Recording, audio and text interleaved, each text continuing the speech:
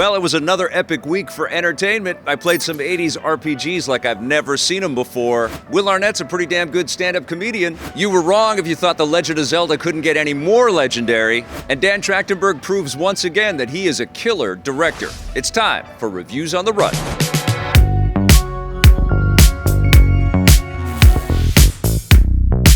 All right, we've got a lot to talk about today, so let's get started with Hyrule Warriors Age of Imprisonment. I played this on the Nintendo Switch 2. All I've got to go back on is to think of how the previous Hyrule Warriors games played on Nintendo Switch 1. And I like this much better. It's much more solid. The frame rate is very smooth. It's silky smooth. Like I noticed when I jumped from the cutscenes, which are beautiful, but they look like they were made for both machines. When I went from these gorgeous cutscenes that tell this elaborate story of Zelda going back in time and working with the legends of Hyrule in the past, and they get into all these missions where you're taking over territories and fighting all levels of goon, and you meet Ganondorf, and he's all abs, and he looks badass, and he looks like he's gonna be a powerful opponent that you're gonna meet again and again and again through Hyrule's future. All of that stuff was cool, but when I jumped into the gameplay and played it on the Nintendo Switch 2, it actually looked like it got better. The models looked like they were even in a higher resolution, and the fidelity of them moving around and the silky smooth 60 frames per second, no matter what effects were being thrown on the screen, all kinds of flashy magical powers and cool abilities. I love that Minoru looked like she was part of the Green Lantern Corps, and she was just always building these constructs that were bashing foes all over the damn place. And you know, this style of gameplay, which has its roots in the Dynasty Warriors franchise that Koei Tecmo has been building across a lot of different franchises at this point, is all about just bodies flying all over the place. It's about getting, 700 kills pops up on the screen and you're like, wow, I have just laid waste to a lot of enemies. It's very satisfying, it's very fun, but it's also always been a little mindless. It's always been a little bit like you're playing the game and it's playing itself a little bit, like just you're ripping up things, you're just going from area to area. I didn't find when I streamed it that it was especially challenging, although by the time I was wrapping up my stream, I had encountered the first boss that was kicking my butt over and over again. But I don't know if it's that Ninja Gaiden style challenge that you're really looking for out of an experience like this. It's really about telling a cool story and threading it to the Breath of the Wild universe and the Tears of the Kingdom universe, and sort of connecting some dots and expanding the universe, celebrating that, letting you play as a bunch of different characters, showing you what a kick-ass warrior Zelda is, and then interspersing all of these great new additions into the universe, all these new voiced characters. And that's the other thing too, there's a lot of dialogue, a lot of spoken dialogue. You're encountering all kinds of great characters that you actually want to hear from. And the story bits were really cool. I liked the environmental art, I liked all the flashy embellishments and the visual effects when you're pulling off those super moves, and especially those co-op moves. And that's another cool thing about this game as well. It's got local co-op, so you can play it with your friend or your loved one. And it's a celebration, man. It's a celebration of all things Zelda, and it's my favorite of these Hyrule Warriors games by far. I've got more to play. It's a big game. There's definitely more to see, but it's fun, even though it's a little more mindless than what we usually anticipate out of a Legend of Zelda experience. But this is a nice treat. I'm gonna give Hyrule Warriors Age of Imprisonment an 8.5 out of 10.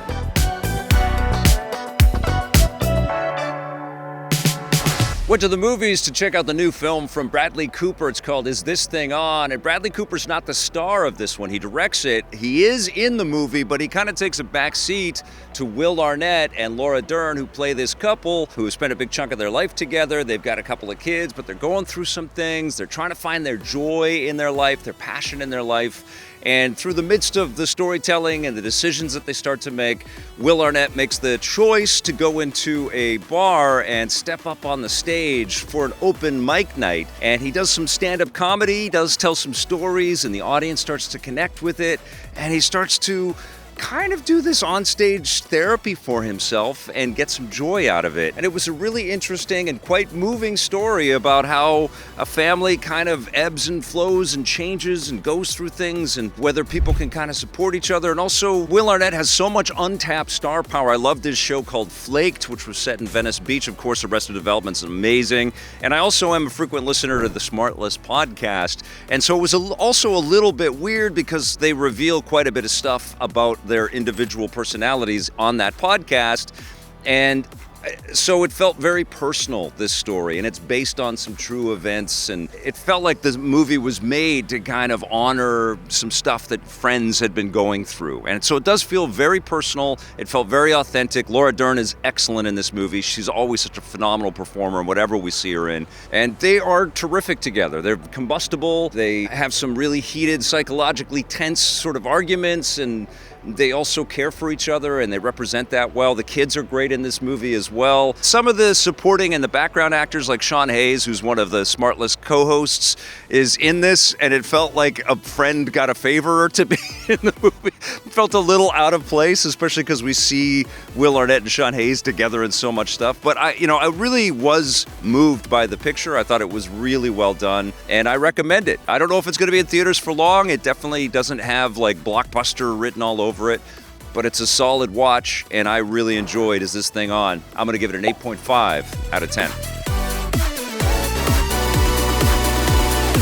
A game I had a lot of fun streaming this week. It's a co-op shooter called Painkiller, and it's from 3D Realms. It's based on the classic Painkiller franchise, the remake of the classic Painkiller, which I don't remember. And this is a first-person shooter. It's got a Doom vibe for sure. You're looking at some of the visuals here. It definitely has the Doom coat of paint. You're shooting at demons, but you're also teaming up. And so there's a Left 4 Dead / Call of Duty Zombies kind of vibe to the experience as well. And so you and your pal, and in this case I had John Yomtov Jr., one of EPN's greatest supporters. Thank you, John, for joining me. Join up with me, and we took care of wave after wave of scary-looking zombie creation. They were coming after us, and we got to blow them up in all kinds of grotesque ways, which was honestly quite addictive. And you can level up your weapons, and there's a whole skill tree around each of the weapons, and you've got some powers and abilities as well. You've got the dash ability, all kinds of great traversal that you can do in this game. There's like skulls that you can use to tether to, and they will flip you around. And the environments were very arena-like, and you're basically going down these quick little corridors with your pal. You take care of a bunch of little zombie goons that aren't much to deal with, and then you will get into some arenas where there will be more scaled up enemies and some bosses that you will eventually have to encounter and fight. It's a bit mindless. I wasn't like transported or anything. It also felt a little bit thin in the context of something like a Call of Duty, which zombies would just be like a sliver, like a mode of the whole sort of core experience. But I did enjoy it, and I did like the social element of it, and playing with another person. You could play with 3 people.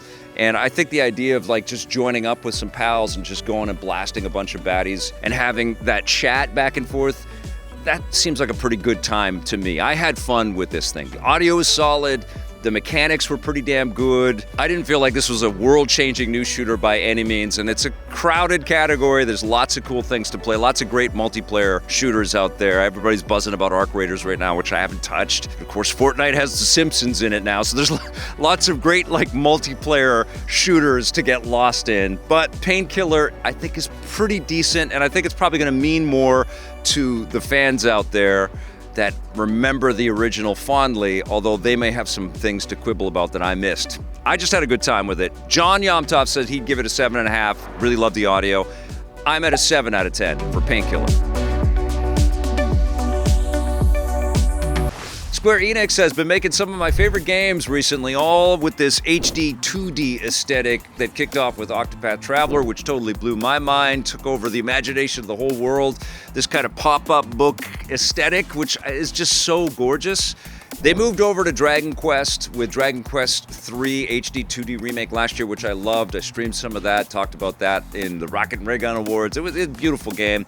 But here we have Dragon Quest I and II HD remake. I played this on the PlayStation 5 Pro. I was streaming. I streamed both games for big chunks of time. I haven't played through everything in both of these games. They're huge, but I have been playing them and have been adoring them. And I'm not a big Dragon Quest guy. Like, I have appreciated games throughout the eras, and I've dived in and enjoyed them. Dragon Quest XI, I think, on the Nintendo Switch, out of all of the Dragon Quest games that I played, I think is still my favorite. But I love the Akira Toriyama art and the crazy, wacky characters that you fight. You know, they look so cute and so adorable.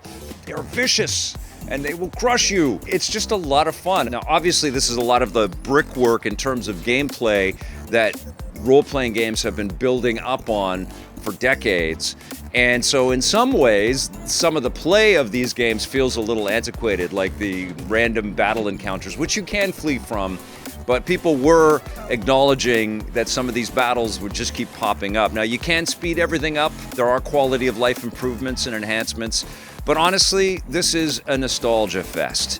All of those original chiptunes that were on the ROM carts back in the day obviously have been orchestrated, and they sound incredible. The music is going to take your breath away, even just like entering the maps in these games, and it's just so majestic, and the crescendos are incredible. And then there's great battle music and great town music. There's a real effort to kind of paint the picture and tell the story, not just with these beautiful pop-up book visuals, this incredible merging of aesthetics with the pixelated characters and these 3D environments that go through seasons and get devastated by war, and you'll see like crumbling buildings and stuff, and then these characters will have these little interactions. All of those things work, but I think the music is really that champion element that moves you, that really gets you. And I think one of the things that Square Enix could be doing with their HD-2D lineup is moving the camera in. Even if we had dirtier pixelated little characters and stuff, I still feel like there could be some more dramatic angles when we have really dramatic moments, because there's some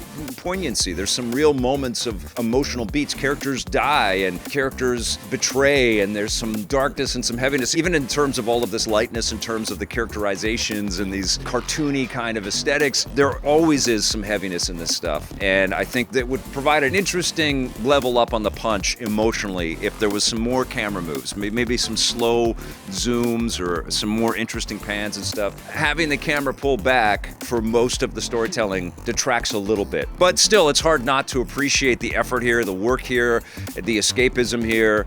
I find them incredibly addictive. 2 is absolutely a superior experience. It's much beefier, but you're encountering other characters for your party sooner, and you're getting into more interesting battles because of it. You're still getting into a little bit of that same kind of style of play in Dragon Quest 1 as well, but the story is smaller and the game just runs by a lot quicker. There's less to do.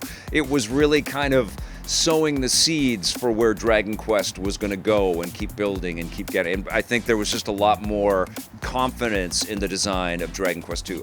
And visually too, even in between the two games, Dragon Quest 2 just has more interesting things to look at. There's many more layers, but they're both worth playing, just as playing Dragon Quest 3 HD-2 Remake is as well. And they all bookend with each other quite nicely. This is an amazing series. I want Square Enix to just continue on this track, and obviously they are. We've got Octopath Traveler 0 coming.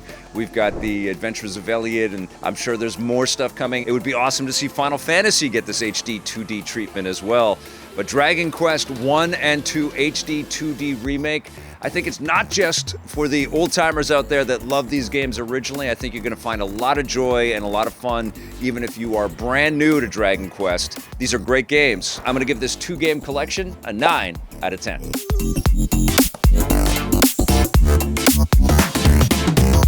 I was not prepared for Die My Love. This is the new movie starring Robert Pattinson and the phenomenal Jennifer Lawrence, who is always very good in her work.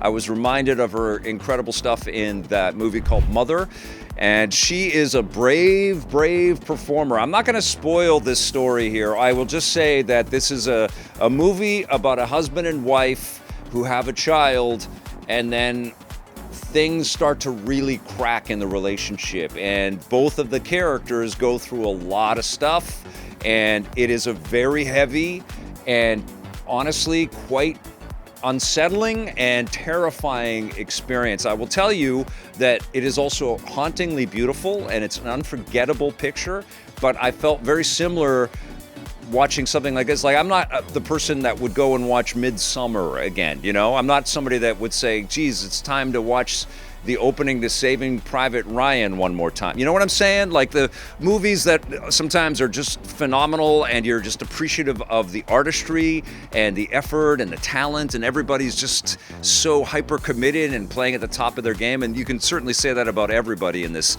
Nick Nolte is terrific. Sissy Spacek is terrific. Like, this is an amazing picture. I never want to see it again. I was really rocked by it. I was shocked by it. I saw this with my wife, and I'm sure I embarrassed her a little bit because I was vocalizing my shock in certain points of this thing. But man, I can certainly appreciate what everybody did to make this film. The director, Lynn Ramsey, outdid herself, and particularly Jennifer Lawrence. Don't be surprised if we hear her name called out for her work in this picture, which is not a rom-com. Don't be expecting some kind of Katniss-Edward kind of matchup here, okay? It's gonna stay with you. I'm gonna give Die My Love an 8.5 out of 10. You gotta love how excellent Devolver is at finding quirky and cool and original games out there. They're just amazing curators for excellent video game entertainment. I've been playing a game called Ball Pit or Ball Cross Pit or Ball X Pit or Ball by Pit. I don't know what the heck it's called. I don't know the full title of the thing. I know it's got ball and it's got pit in it. And essentially, this is a roguelite like you've never played before. If you're a fan of games like Robotron or especially Breakout, and you like arcadey experiences like that, this is your kind of game. This was like something, I said this on the stream, but this felt like some kind of quirky, weird midway game that I walked up to in the late 80s, you know, before everybody started moving to 3D, first in arcades and then on home consoles and stuff. This feels like that perfectly curated and distilled concoction with pixelated characters and pixelated environments. You're taking care of all of these bad guys that are coming down in these blocky cube shapes, and you're blasting them with the various balls that you have. You have sort of standard projectiles, and then you can accentuate your balls with lasers or lightning attacks or flame attacks or all kinds of things, wind and frost, you know, all the elemental things that we see in video games. And this causes extra damage. Sometimes it chains some damage together, so multiple blocks will disappear at the same time. Sometimes the balls that you create will blast or slide through the blocks that are coming down and get some of the ones in the back, and they're all coming down towards you, sort of Tetris-like. So they're all coming to get you, and you're this little character trying to freak out and blast these bad guys as fast as you can. Meanwhile, they're shooting arrows at you and trying to get you with their own projectiles. So it's madness. It's absolute insanity. You do have some aiming controls with the right thumbstick, although it's not a full circle. You're basically deciding which direction you're going to shoot your balls at, and you're watching the balls bounce all over the place, and you're hoping that you've got that ammo back so you can keep shooting at these enemies before they crush you and come to get you. And sometimes in these blocky states, they will move laterally across the screen and jump on you and take you out that way. And of course, there are boss battles in this game as well. And then there's also this extra mode to the play as well, where you go back to your homestead and you're outfitting yourself with new buildings that will increase your firepower or give you better ammunition or just sort of buff you up a little bit as you progress through the stages of the game. You get to harvest the environments that you're dropping down, so you're putting a field of wheat down or a forest or some stones down, and you're collecting all of these resources, and then you're building from that pile, plus all the coins that you collect and the experience that you collect. There's definitely a Vampire Survivors kind of loop in this. It's so addictive. You're definitely going to be playing this game in your mind when you're not playing it on the screen. You know, it's just really an invasive species, this game. It's gonna get in your soul, man. I had so much fun playing this. I played this on my super hyper-powered laptop and streamed it off of that, but this is really well suited for the handheld devices out there. So if you've got a Switch or Switch 2 or one of the handheld PCs, it's like perfect for Steam Deck. What an amazing game. Ball Pit, don't miss this game, all right? It has my highest recommendation. I'm so grateful that we have a company like Devolver in the video game industry. Man, do we need their work. This game is amazing. I'm giving Ball Pit a 9.5 out of 10. It's one of the most fun things I played in 2025. Make sure you get it. I got to do a lot of very fun things over the course of this week, streamed a bunch of games and saw some movies, but definitely the most fun I had in this past week was getting out to see Predator Badlands. This is a new movie directed by Dan Trachtenberg, who also brought us Prey, and he brought us Predator Killer of Killers, the animated film, and I enjoyed both of those. But this is another level, man, and I don't know who at 20th Century Studios decided that Dan Trachtenberg was going to be our Predator guy, but thank you for doing that, because this guy clearly understands the assignment, totally understands the roots of Predator from the 80s. Those movies, when they originally came out, 1 and 2, I'm talking about, 2 is underappreciated, by the way, were so sublime, so incredible, and it was a wild thing to be a fan and a moviegoer, like a rabid moviegoer back in the day, and then witness the awesomeness of Predator back then. So when we have a person like Dan Trachtenberg who knows what to do with these stories, so he's not just trying to rip off the nostalgia and cram it down our throats. Obviously, little moments and things in this movie and in the previous 2 movies that he's directed that are a tip of the hat to what we've seen before, but they are adding to this world and this universe in such beautiful ways. But this takes the cake. This is incredible. We get to find out about the Yautja, which is the name of the species that the Predator belongs to, or the clan of the Yautja, and we get to meet this character named Deck. Our protagonist is a Predator, and we get to really get into the mind of this Predator, the singular focus of wanting to honor the clan and best represent the others that he belongs to. And he is considered a runt in this group, and so he's got to prove himself, and he goes to this planet to kill the most ferocious creature you can think of. The planet that he lands on, it's Australia, the planet. Basically, everything is trying to kill Deck, this Predator. I think they made it in New Zealand, but every shot is embellished with beautiful visual effects. There's so much incredible imagination, but it's so well handled by the artists. And when you see this thing, you recognize that everybody was a fan. Like, everybody involved to make this just loves Predator and wanted to honor Predator in the most impactful, powerful way. Now, I know there's going to be some detractors because this isn't an R-rated movie, but don't hesitate because you think it's not going to get gory or violent enough.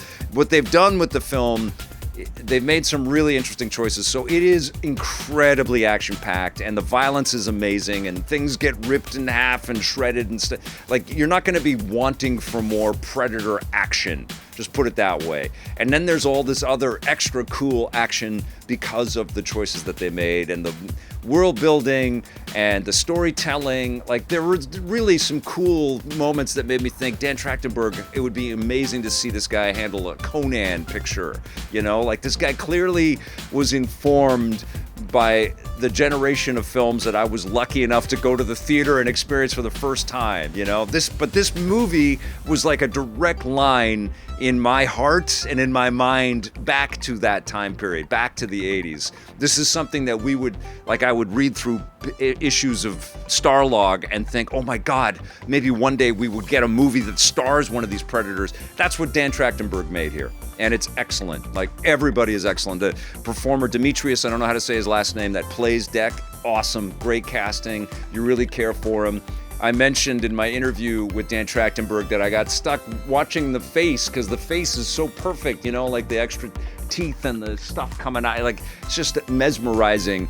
The makeup and the visual effects to create this character is so cool, but I missed some of the subtitles because I was like, wow, I was transfixed by the performance of the visual effects and the actor. So good. And the coolest thing I think about this movie is the audio is sublime. Like, the music is incredible, but the audio effects and all the sound engineering and it's just incredible. And I got to see it in the theater where they just cranked it for the audience, and God, it was awesome. Such a great trip. I highly recommend it. Send a message out to the studio that we want more movies like this, you know, really powerful, impactful things that aren't just nostalgia bait, that actually add to the lore, you know, actually add to this world and make things interesting. And I think Dan Trachtenberg's been doing that with Prey and with Killer of Killers, and I can't wait to see where the next animated thing is. But this is amazing. Predator Badlands, love this movie. I'm going to give it a 9 out of 10. All right, you guys, that was another fun week for me. Thank you so much for watching. Let me know what you thought of my reviews in the comments below, and if you've seen or played any of the stuff that I talked about, let me know your thoughts on those. Make sure you're joining us for the live streams that I do. I'm streaming here all the time. Thank you for everybody that joins up there. It's always a blast streaming with you guys. Thanks for hitting the sub button and the little bell to stay notified. We will see you soon, and until then, play forever.